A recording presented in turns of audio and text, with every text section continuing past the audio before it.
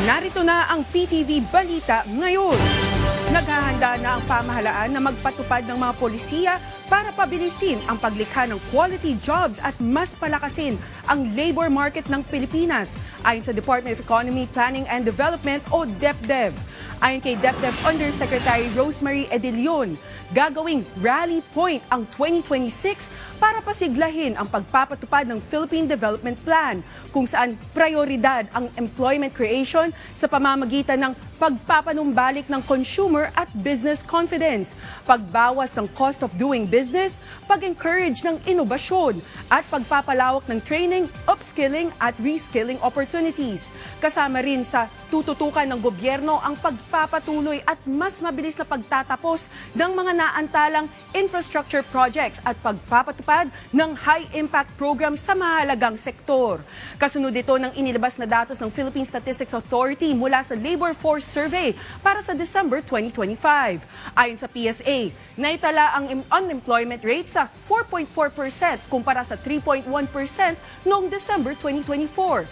Bumaba rin ang labor force participation rate sa 64.4% mula 65.1%, habang umabot sa 49.4 million ang kabuuang employed.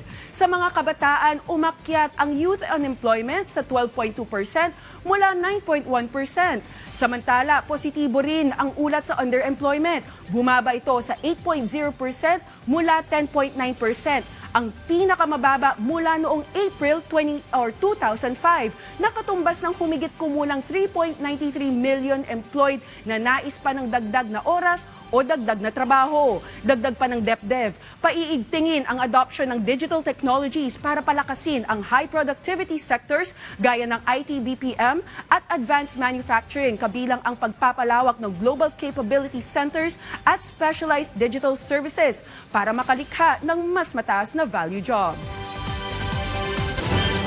Palalakasin ng Department of Agrarian Reform o DAR Batangas ang mas mabilis at mas maaasahang pagbibigay ng impormasyon sa mga Agrarian Reform Beneficiaries o ARBs sa pamamagitan ng isang proposed text blast communication system. Layunin ng inisyatibong ito na agad maiparating sa mga ARB ang office schedules, status ng kanilang mga transaksyon at papeles, program updates at mahalagang anunsyo kahit walang internet.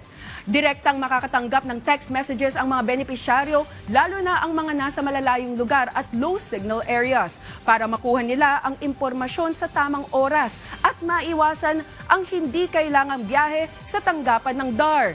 Dagdag ng DAR Batangas, makakatulong din ito para makatipid sa oras at pamasahe ang mga ARB at mabawasan ang delays. Mas mapapalapit din ang serbisyo ng gobyerno sa mga magsasaka sa buong lalawigan. At yan ang mga balita sa oras na ito. Para sa mga ibang update, i-follow at i-like kami sa aming social media sites sa @PTVPH. Ako po si Denise Osorio para sa Pambansang TV sa Bagong Pilipinas.